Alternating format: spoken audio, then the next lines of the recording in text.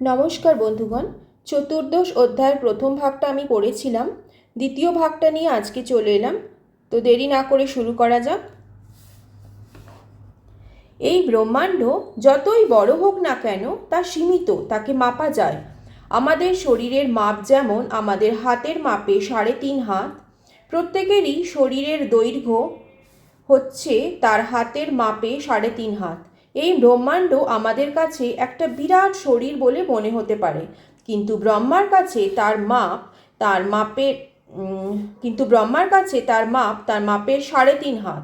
এই ব্রহ্মাণ্ডের মতো অনন্ত কোটি ব্রহ্মাণ্ড রয়েছে। অসংখ্য ধূলিকণা যেমন জানলার ছিদ্র দিয়ে ঘরের মধ্যে ভেসে বেড়াচ্ছে, তেমনি অনন্ত কোটি ব্রহ্মাণ্ড মহাবিষ্ণুর রোমকূপ থেকে বেরিয়ে আসছে, এবং সেই মহাবিষ্ণু হচ্ছেন শ্রীকৃষ্ণের অংশ প্রকাশ। এইভাবে আমরা বুঝতে পারি যে যদিও এই ব্রহ্মাণ্ডে ব্রহ্মাই হচ্ছেন সর্বশ্রেষ্ঠ জীব, কিন্তু পরমেশ্বর ভগবান শ্রীকৃষ্ণের কাছে তিনি অতি নগণ্য। তাই ব্রহ্মা নিজেকে মায়ের কোলে ক্রীড়ারত একটি শিশুর সঙ্গে তুলনা করলেন। মায়ের কোলে শিশু যখন হাত পা ছুঁড়ে খেলা করে, তখন যদি তার ছোট ছোট পাগুলি মায়ের শরীর স্পর্শ করে, তাতে কি মা কোনো অপরাধ নেন? অবশ্যই নেন না। তেমনি ব্রহ্মা যত মহতই হোক না কেন, তবুও তিনি পরমেশ্বর ভগবানের শিশু সন্তানের মতো। ভগবানের শক্তি সর্বব্যাপক। জগতে এমন কোনো জায়গা নেই যেখানে তার শক্তি কার্যকরী নয়। সব কিছুই ভগবানের শক্তিকে আশ্রয় করে বিরাজ করছে। তাই তিনি ব্রহ্মাণ্ডের ব্রহ্মা, অথবা অনন্তকোটি সমস্ত ব্রহ্মাণ্ডের ব্রহ্মারা সকলেই পরমেশ্বর ভগবানের শক্তিকে আশ্রয় করে বর্তমান। তাই ভগবানকে মায়ের সঙ্গে তুলনা করে সব কিছুই ভগবানের শক্তিকে আশ্রয় করে বিরাজ করছে। তাই এই ব্রহ্মাণ্ডের ব্রহ্মা অথবা অনন্ত কোটি সমস্ত ব্রহ্মাণ্ডের ব্রহ্মারা সকলেই পরমেশ্বর ভগবানের শক্তিকে আশ্রয় করে বর্তমান। তাই ভগবানকে মায়ের সঙ্গে তুলনা করা হয়েছে, এবং মায়ের কোলকে আশ্রয় করে যারা রয়েছে তারা সকলেই তার শিশু সন্তান। সেই শিশু যদি কোনো সময় তার পা ছুঁড়ে তার মায়ের বুকে লাথি মারে, তাতে মা কখনো শিশুর প্রতি অসন্তুষ্ট হন না। ব্রহ্মা তারপর বললেন যে মহাপ্রলয়ের পরে যখন আবার নতুন করে ব্রহ্মাণ্ডের সৃষ্টি হলো, তখন নারায়ণের নাভিপদ্ম থেকে একটি পদ্ম প্রকাশিত হয়, এবং সেই পদ্মের মধ্যেই তার জন্ম হয়েছিল। ব্রহ্মাণ্ডকে স্বর্গ, মর্ত্য, পাতাল এই 3টি ভাগে ভাগ করা হয়। প্রলয়ের সময় এই 3টি লোক কারণ সমুদ্রের জলে লীন হয়ে যায়, সেই সময় শ্রীকৃষ্ণের অংশ অবতার নারায়ণ কারণ সমুদ্রে শয়ন করেন, এবং ধীরে ধীরে তার নাভি থেকে একটি পদ্ম প্রকাশিত হয়। সেই পদ্ম থেকে ব্রহ্মার জন্ম হয়। তাই নারায়ণকে ব্রহ্মার মাতারূপে গণ্য করা হয়। প্রলয়ের পর তিনিই হচ্ছেন সমস্ত জীবের আশ্রয়, তাই তার নাম নারায়ণ। নার শব্দটির অর্থ হচ্ছে সমস্ত জীবের নিচয়, এবং নয়ন শব্দটির অর্থ হচ্ছে আশ্রয়। গর্ভদক্ষারী বিষ্ণুকে নারায়ণ বলা হয়, কেননা তিনি সমুদ্র গর্ভের জলে শয়ন করে থাকেন, এবং সেই সঙ্গে তিনি হচ্ছেন সমস্ত জীবের আশ্রয়। নারায়ণ সকল জীবের হৃদয়েও বর্তমান থাকেন, সেই কথা ভগবদ্গীতায় প্রতিপন্ন হয়েছে। সেই জন্যেও তিনি নারায়ণ। কেননা অয়ন কথাটির অর্থ হচ্ছে সমস্ত জ্ঞানের উৎস। ভগবদ্গীতায় বলা হয়েছে যে পরমাত্মা রূপে আমাদের হৃদয় উপস্থিত থেকে ভগবান আমাদের স্মৃতি দান করেন। দেহান্তর হওয়ার পর জীব তার পূর্বজন্মের সমস্ত কথা ভুলে যায়, কিন্তু যেহেতু পরমাত্মা রূপে নারায়ণ তার হৃদয়ে থাকেন, তাই তিনি তাকে তার পূর্বজন্মের কামনা বাসনা অনুসারে কর্ম করতে অনুপ্রাণিত করেন। ব্রহ্মা প্রমাণ করতে চেয়েছিলেন যে শ্রীকৃষ্ণই হচ্ছেন আদি নারায়ণ, অর্থাৎ তিনিই হচ্ছেন নারায়ণেরও উৎস। নারায়ণ ভগবানের বহিরঙ্গা প্রকৃতি, মায়ার প্রকাশ বা মায়াসমূহ নন। তিনি হচ্ছেন স্বয়ং ভগবানের প্রকাশ। বহিরঙ্গা শক্তি বা মায়ার কার্যকলাপ প্রকাশিত হয় এই জড় জগৎ সৃষ্টি হওয়ার পর, কিন্তু নারায়ণের আদি চিন্ময় শক্তি সৃষ্টির পূর্বেও সক্রিয় ছিল। তাই শ্রীকৃষ্ণ থেকে কারণোদ কারণোদকশায়ী বিষ্ণু কারণোদকশায়ী বিষ্ণু থেকে গর্ভোদকশায়ী বিষ্ণু এবং গর্ভোদকশায়ী বিষ্ণু থেকে প্রতিটি জীবের হৃদয় ক্ষীরোদকশায়ী বিষ্ণুরূপে নারায়ণের সমস্ত প্রকাশ ভগবানের চিন্ময় শক্তিরই প্রকাশ। এই সমস্ত রূপ জড়া প্রকৃতির দ্বারা পরিচালিত হয় না, তাই তিনি অনিত্য নন। এই জড়া প্রকৃতিতে সবই অনিত্য, কিন্তু ভগবানের পরা প্রকৃতির সব কিছুই নিত্য। শ্রীকৃষ্ণই যে আদি নারায়ণ তা প্রমাণ করতে গিয়ে ব্রহ্মা বললেন যে এই বিশাল ব্রহ্মাণ্ড গর্ভোদক সমুদ্রে বিশ্রাম করছে। তিনি বললেন এই বিশাল ব্রহ্মাণ্ডরূপী যে শরীর তা আপনার শক্তিরই একটি প্রকাশ।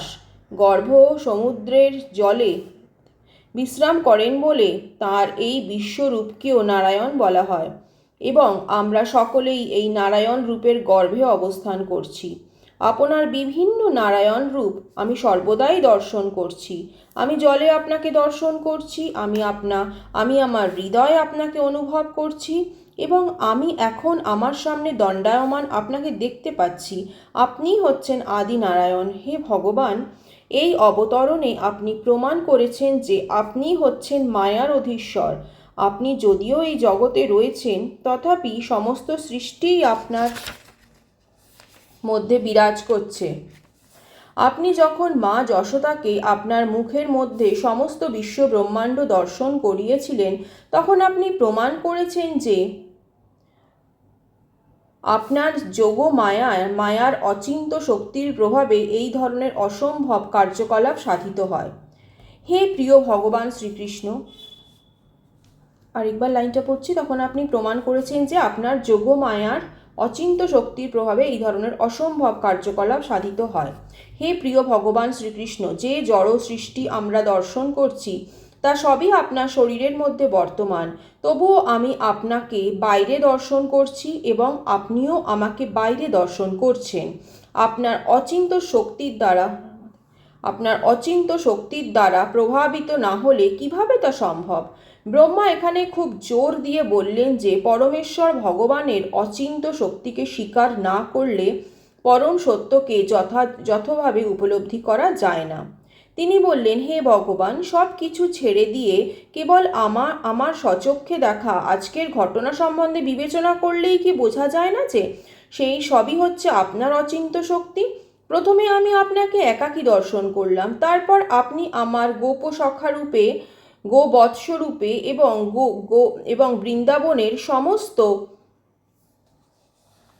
উপকরণে নিজেকে প্রকাশিত করলেন। তারপর আমি আপনার গোপসখাদের চতুর্ভুজ বিষ্ণুমূর্তি রূপে দর্শন করলাম এবং দেখলাম যে স্বর্গের দেবদেবীরা এবং প্রকৃতির সবকটি উপাদান মূর্ত হয়ে আপনার পুজো করছে।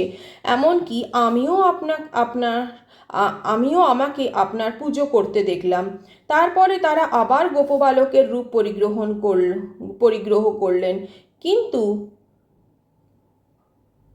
আপনি আগের মতো একই রয়ে গেলেন। এর অর্থ কি এই নয় যে আপনি হচ্ছেন সব কিছুর উৎস পরমেশ্বর ভগবান এবং আপনার থেকেই সব কিছু প্রকাশিত হয় এবং সব কিছু আপনাতেই প্রবিষ্ট হয়, কিন্তু আপনার কোনো পরিবর্তন হয় না? যারা আপনার অচিন্ত শক্তি সম্বন্ধে অবগত না তারা বুঝতে পারে না যে আপনিই সৃষ্টিকর্তা ব্রহ্মা, পালনকর্তা বিষ্ণু এবং সংহারকর্তা শিবরূপে নিজেকে প্রকাশিত করেন। যাদের যথার্থ জ্ঞান নেই তারা মনে করে যে ব্রহ্মা সৃষ্টিকর্তা, বিষ্ণু পালনকর্তা এবং শিব হচ্ছেন সংহারকর্তা। প্রকৃতপক্ষে আপনিই হচ্ছেন সব কিছু সৃষ্টিকর্তা, পালনকর্তা এবং সংহারকর্তা। তেমনি বিভিন্ন অবতার রূপে আপনি নিজেকে প্রকাশ করেন। দেবতাদের মধ্যে আপনি বামন দেব রূপে, ঋষিদের মধ্যে পরশুরাম রূপে, মানুষের মধ্যে আপনার এই রূপ শ্রীকৃষ্ণ রূপে বা শ্রীরামচন্দ্র রূপে, পশুদের মধ্যে বরাহ অবতার রূপে এবং জলচরদের মধ্যে মৎস্য অবতার রূপে আপনি নিজেকে প্রকাশিত করেন। কিন্তু তবুও আপনি অরূপ। আপনি সর্ব অবস্থাতেই নিত্য। সাধুদের পরিত্রাণ করবার জন্য এবং দুষ্কৃতকারীদের বিনাশ করবার জন্য আপনি আপনার অচিন্ত শক্তির প্রভাবে প্রকট হন।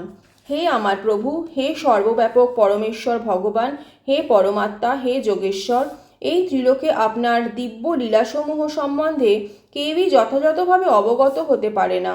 আপনি যে কিভাবে আপনার যোগমায়ার প্রভাবে বিস্তার করেন, অবতার রূপে অবতরণ করেন এবং আপনার অপ্রাকৃত লীলাবিলাস করেন, তা কেউই বুঝতে পারে না। হে প্রভু, সমস্ত জড় সৃষ্টি হচ্ছে একটি মুহূর্তের স্বপ্ন মাত্র এবং এই অনিত্য অস্তিত্ব কেবল মনকে আলোড়িত করে, যার ফলে উৎকণ্ঠায় আমাদের জীবন ভরে ওঠে। এই জড় জগতে বেঁচে থাকার অর্থ হচ্ছে কেবল দুঃখ কষ্ট ভোগ করা। কিন্তু তবুও যেহেতু এই জড় জগৎ আপনার থেকেই প্রকাশিত হয়েছে, তাই এই জগতে এই অনিত্য অস্তিত্ব সুখদায়ক বলে মনে হয়, কেননা আপনি সৎ, চিৎ এবং আনন্দময়। তাই আমি এখন বুঝতে পারছি যে আপনিই হচ্ছেন পরম আত্মা, পরম সত্য এবং আদি পুরুষ। যদিও অনন্ত কোটি বিষ্ণুরূপে, অনন্ত কোটি জীবরূপে আপনার অচিন্ত দিব্য শক্তির মাধ্যমে আপনি নিজেকে প্রকাশিত করেছেন, তবুও আপনিই হচ্ছেন একমেবাদ্বিতীয়ম পরমেশ্বর। আপনিই হচ্ছেন পরমাত্মা। অসংখ্য জীব হচ্ছে কেবল অগ্নি থেকে উদ্ভূত স্ফুলিঙ্গের মতো আপনার বিভিন্ন অংশ। হে প্রভু, ভ্রান্তিবশত জ্ঞানীরা পরমাত্মাকে নির্বিশেষ বলে মনে করে, কিন্তু আমি দেখছি যে আপনিই পরমাত্মা এবং আপনিই হচ্ছেন আদি পুরুষ। অল্প জ্ঞান সম্পন্ন মানুষেরা মনে করতে পারে যে আপনি নন্দ মহারাজের পুত্র, তাই আপনি আদি পুরুষ হবেন কি করে?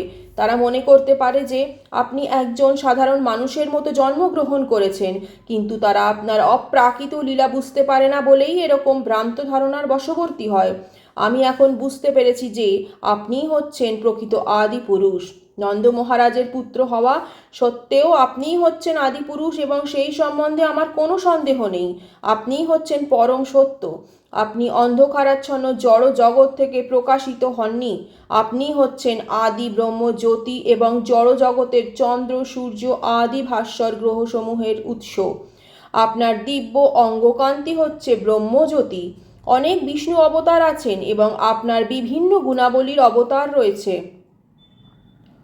কিন্তু এই সমস্ত অবতারেরা আপনার সমপর্যায়ভুক্ত নয়।